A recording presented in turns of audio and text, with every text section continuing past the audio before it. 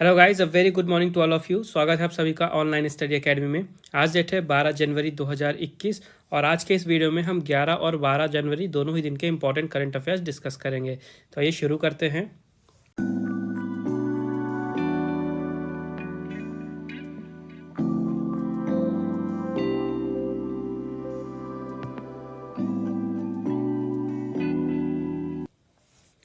तो आज की पहली न्यूज़ है, Adesh Gupta has release the book Modi India calling 2021। Adesh Gupta ji ने मोदी इंडिया कॉलिंग 2021 नामक पुस्तक का विमोचन किया है। तो अभी पिछली वीडियो मैंने आपको बताया था कि 9 जनवरी को भारत में मनाया जाता है प्रवासी भारतीय दिवस और इस साल 16वां प्रवासी भारतीय दिवस मनाया गया था और इसी दिन के उपलक्ष्य में ये बुक रिलीज़ की गई है जिसका नाम है मोदी इंडिया कॉलिंग 2021। तो एक्चुअली में जो भारत के प्रधानमंत्री हैं नरेंद्र मोदी जी, उनके द्वारा की गई 107 विदेशी यात्राओं की जो फोटोज़ हैं, इमेजेस हैं, उसी का कलेक्शन है ये बुक। तो ये जो बुक है ये आइडिया था बीजेपी के लीडर विजय जॉली का और ये बुक रिलीज़ की गई है आदेश गुप्ता जी के द्वारा।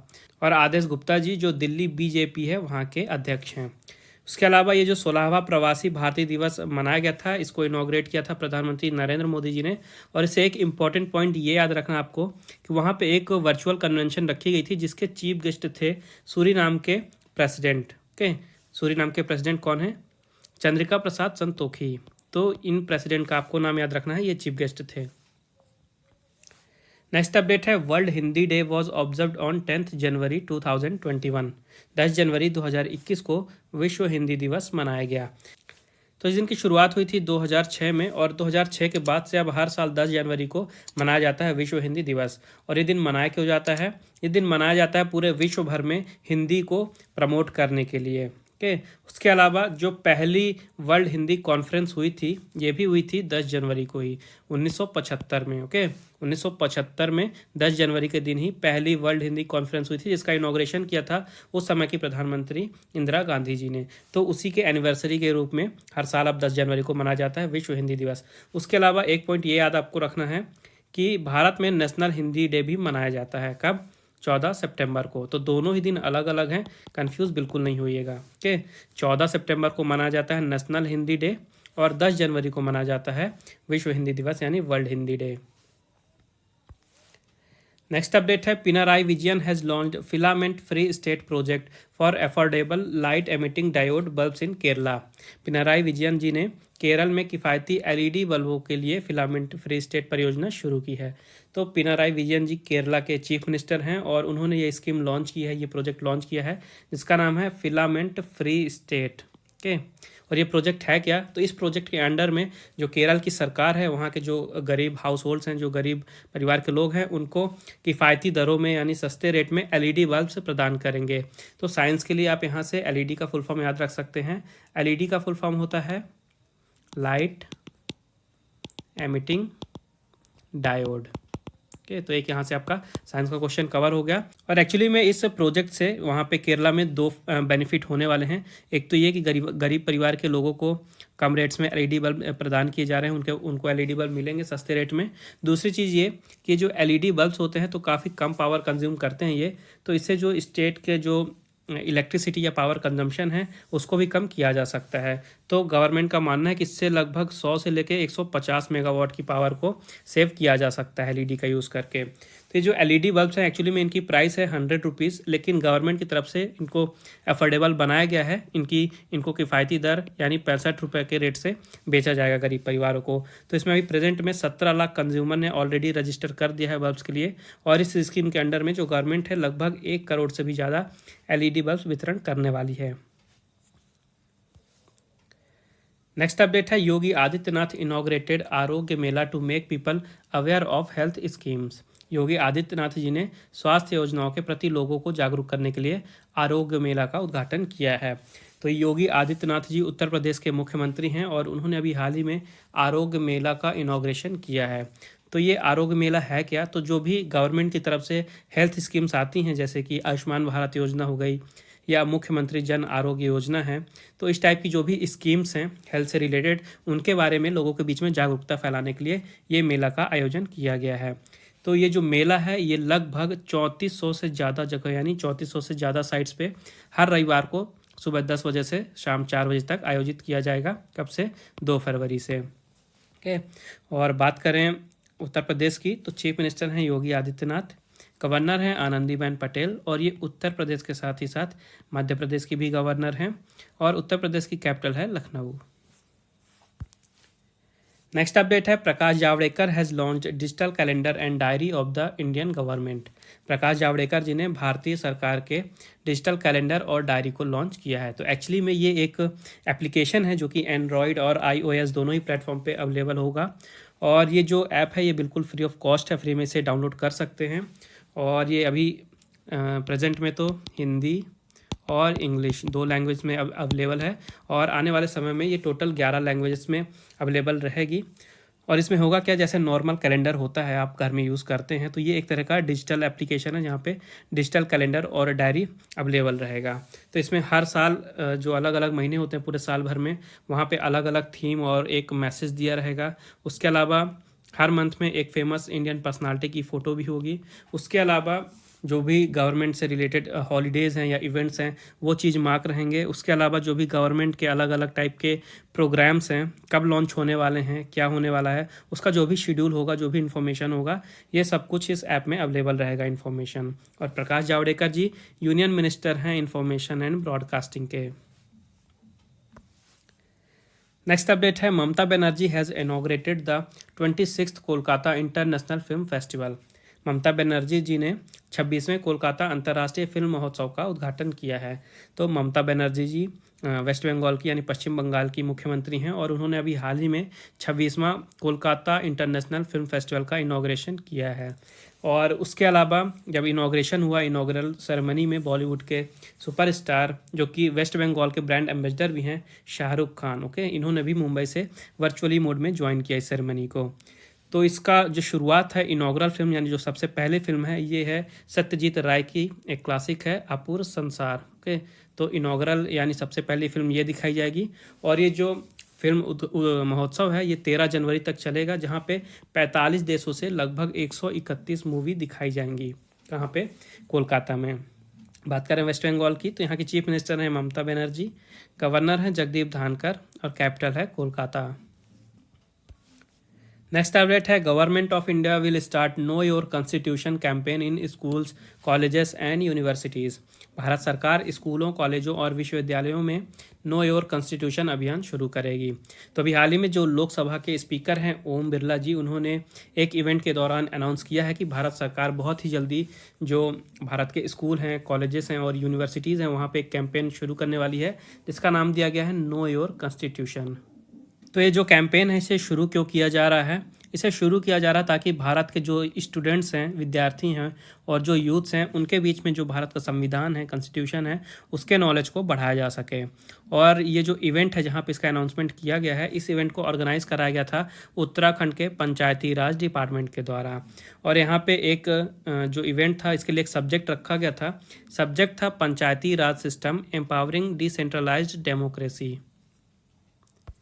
नेक्स्ट अपडेट है Kerala announce to launch the India's first solar electric roro service. Kerala ने भारत की पहली सौर इलेक्ट्रिक रोरो सेवा शुरू करने की घोषणा की है।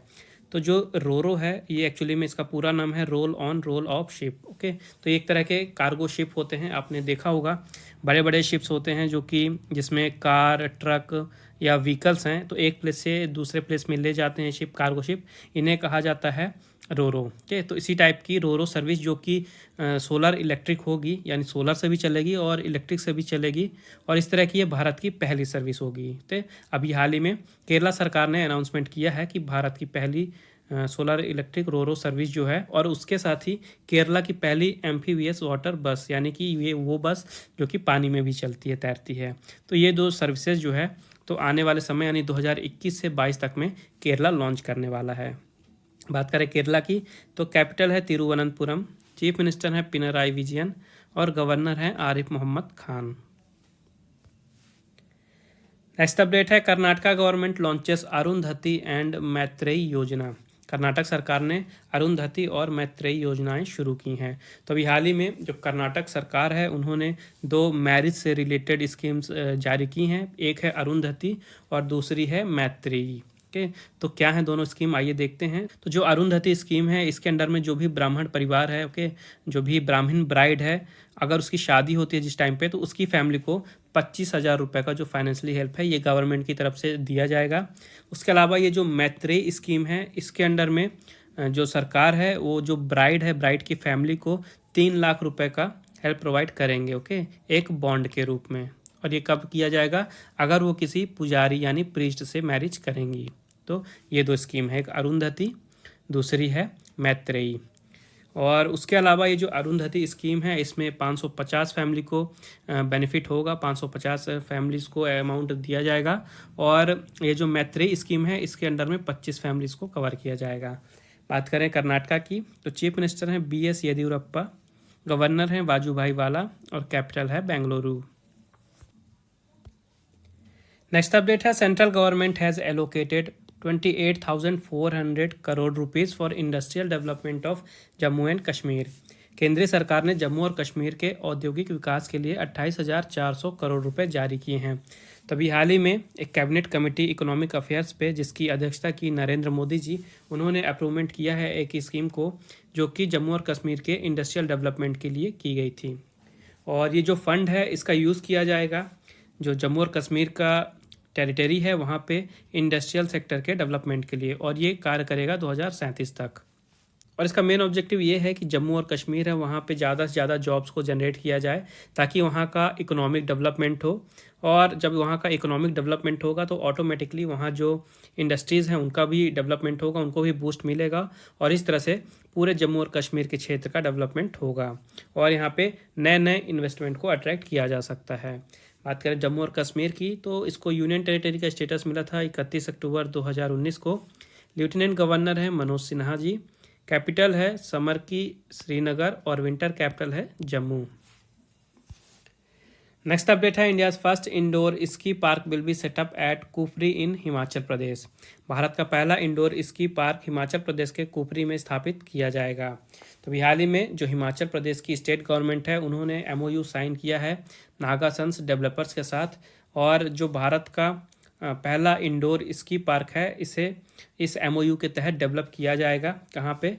शिमला के कुफरी में। ओके, तो इससे क्या होगा, जो टूरिज़्म का क्षेत्र है उसको बूस्ट मिलेगा, वहाँ पे ज़्यादा से ज़्यादा टूरिस्ट को आकर्षित किया जा सकता है, और एक तरह से जो एडवेंचर स्पोर्ट है उसको भी बढ़ावा मिलेगा कुफरी में। और जब टूरिज़्म बढ़ेगा तो वहाँ की जो इकोनॉमिक एक्टिविटीज़ हैं शिमला की, उसमें उनमें भी इजाफा होगा, वहाँ पे भी डेवलपमेंट होगा। तो इसी कारण से इसे डेवलप किया जा रहा है कुफरी में। और ये याद रखिएगा कि ये भारत का पहला इंडोर स्की पार्क होगा। ओके, टोटल कॉस्ट है इसका 250 करोड़ रुपए, और इसे डेवलप किया जा रहा है 5.04 एकड़्स के ज़मीन पे। और बात करें हिमाचल प्रदेश की, तो चीफ मिनिस्टर हैं जयराम ठाकुर, गवर्नर हैं बंडारू दत्तात्रेय, और कैपिटल है समर में शिमला, और विंटर में धर्मशाला। नेक्स्ट अपडेट है, Awangbow Newmai has launched CoFoRM website for community forest management. Awangbow Newmai ji ने सामुदायिक वन प्रबंधन के लिए कॉस्फॉर्म वेबसाइट लॉन्च की है। तो सबसे पहले ये जानिए कि अवांगवो न्यूबाई कौन है। अवांगवो न्यूबाई हैं जो मणिपुर का स्टेट है मणिपुर, वहाँ का जो फॉरेस्ट इन्वायरमेंट और क्लाइमेट चेंज की मिनिस्ट्री है वहाँ के मिनिस्टर हैं अवांगवो न्यूबाई। और इन्होंने अभी हाल ही में एक वेबसाइट लॉन्च की है, कॉस्फॉर्म शॉर्ट में है, पूरा नाम है कॉस्फॉर्म का community based sustainable forest management for water resource conservation in Manipur. Okay, तो इसी के लिए वेबसाइट लॉन्च की है। और जो वेबसाइट है इसका एड्रेस है www.cosform.mn.gov.in। ओके, और बात करें मणिपुर की, तो कैपिटल है इम्फाल, चीफ मिनिस्टर है एन बीरेन सिंह, और गवर्नर है नजमा हेप्तुल्ला। नेक्स्ट अपडेट है, Harsh Vardhan has launch coastal research vessel Sagar Anveshika at Chennai port. Harsh Vardhan ji ने चेन्नई बंदरगाह पर तटीय अनुसंधान पोत सागर अन्वेषिका का शुभारंभ किया है। तो हर्षवर्धन जी भारत के यूनियन मिनिस्टर हैं अर्थ साइंसेस के, और उन्होंने अभी हाल ही में लॉन्च किया है एक CRV यानी कि कोस्टल रिसर्च वेसल, जिसका नाम है सागर अन्वेषिका। ओके, इसे लॉन्च किया है कहाँ पे? चेन्नई पोर्ट में। इसका काम क्या होगा? इसे यूज़ किया जाएगा रिसर्च पर्पस के लिए। ओके, ओशियन में या सी में जो भी रिसर्च होती है उसी पर्पस के लिए इसका यूज़ किया जाएगा, और इसका यूज़ करेगा national institute of ocean technology. इसे बनाया गया है वेस्ट बंगाल के टीटागढ़ वैगन्स के द्वारा। और इसका यूज़ करके जो भी मरीन साइंटिस्ट है यानी जो भी रिसर्च करेंगे सी में, तो वो पानी के अंदर लगभग 6 किलोमीटर और गहराई पे जा सकते हैं इसका यूज़ करके। उसके अलावा ये पानी के अंदर 16 घंटे तक रह भी सकते हैं ताकि आसानी से वहाँ पे जो रिसर्च एक्टिविटीज़ हैं उसको किया जा सके। नेक्स्ट अपडेट है, जापान है signed agreement of 2111 crore rupees with India to fight कोविड-19।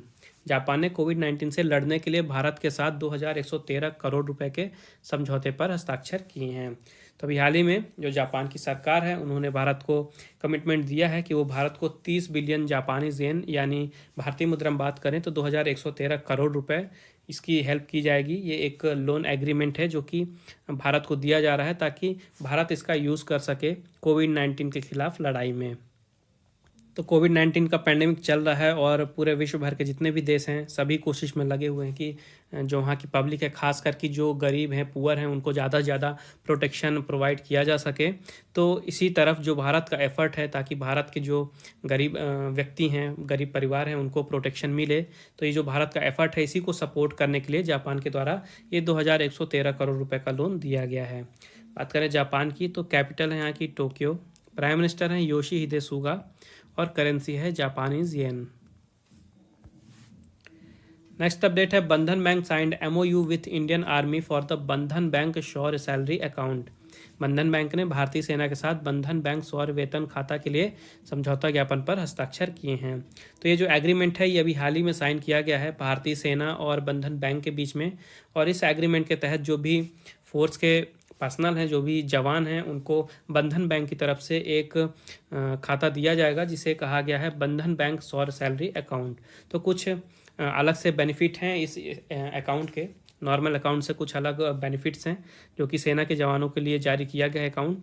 तो सबसे पहले तो इसमें जीरो बैलेंस की फैसिलिटी होगी, यानी कि नॉर्मल अकाउंट में जैसे बैलेंस जीरो होता है तो वहाँ पे फाइन्स वगैरह लगते हैं, तो इसमें कोई भी फ़ाइन नहीं होगा। पूरी तरह से आप अगर अकाउंट में पैसे नहीं भी हैं, जीरो बैलेंस है, तो भी कोई फ़ाइन नहीं है। पूरी तरह से बैंक अकाउंट जो है ऑपरेट होता रहेगा।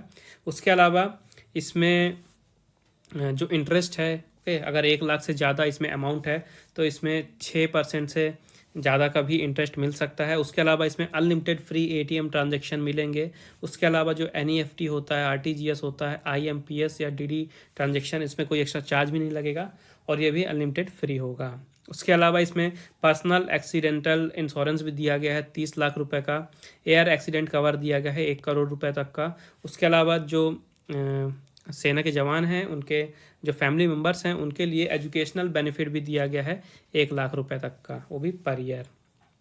बात करें बंधन बैंक की तो इसकी स्थापना हुई थी 2001 में। इसका हेडक्वार्टर है कोलकाता में।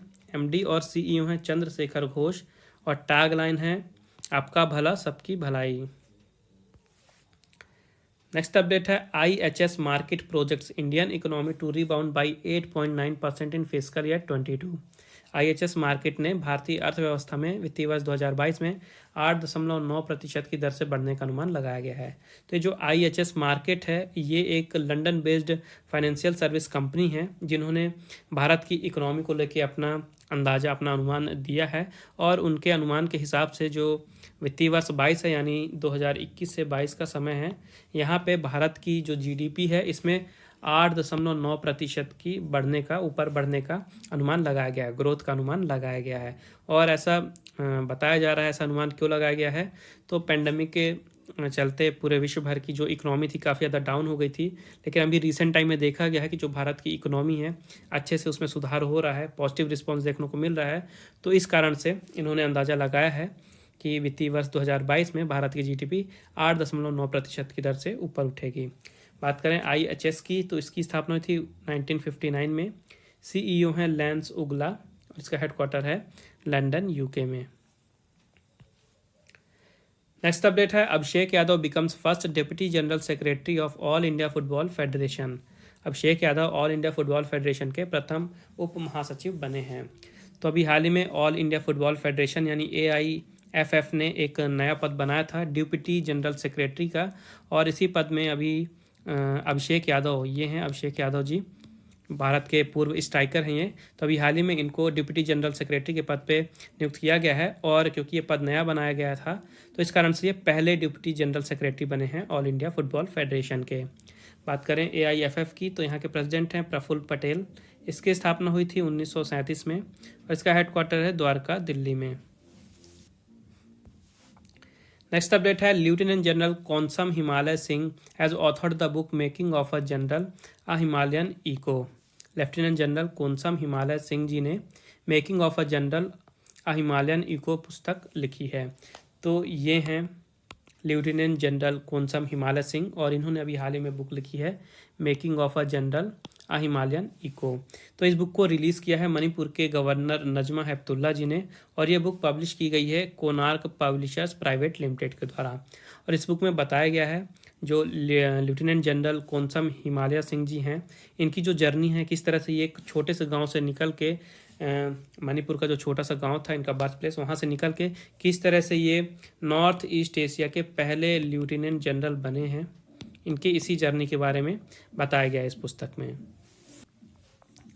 नेक्स्ट अपडेट है, farmer Gujarat chief minister Madhav Singh Solanki pass away recently. Gujarat के पूर्व मुख्यमंत्री माधव सिंह सोलंकी जी का हाल ही में निधन हो गया है। तो ये हैं माधव सिंह सोलंकी जी, और इनका अभी हाल ही में निधन हो गया है। तो ये नरेंद्र मोदी जी के पहले गुजरात के सबसे ज़्यादा बार चीफ मिनिस्टर रह चुके थे। ओके, एक्चुअली में 1976 से लेके 1990 के बीच में ये 3 बार गुजरात के मुख्यमंत्री रह चुके थे। इसके अलावा इन्होंने भारत के एक्सटर्नल अफेयर मिनिस्टर के रूप में भी कार्य किया है, जून 1991 से लेके मार्च 1992 तक। ओके, तभी हाल ही में इनका निधन हो गया है। तो ये थे आज के important current affairs. I hope आपको यूजफुल लगे होंगे। वीडियो पसंद आई है तो प्लीज़ वीडियो को लाइक करें, ज़्यादा से ज़्यादा शेयर करें दोस्तों के साथ। उसके अलावा चैनल को सब्सक्राइब जरूर करें, और नोटिफिकेशन आपको मिलती रहे इसलिए मेक श्योर बेल आइकन ज़रूर दबाइएगा। और रिवीजन के लिए अगर आपको PDF फाइल या MP3 चाहिए तो उसकी भी लिंक मैंने नीचे डिस्क्रिप्शन में दे दी है, आप वहाँ पर विजिट करके फ़ाइल डाउनलोड कर सकते हैं।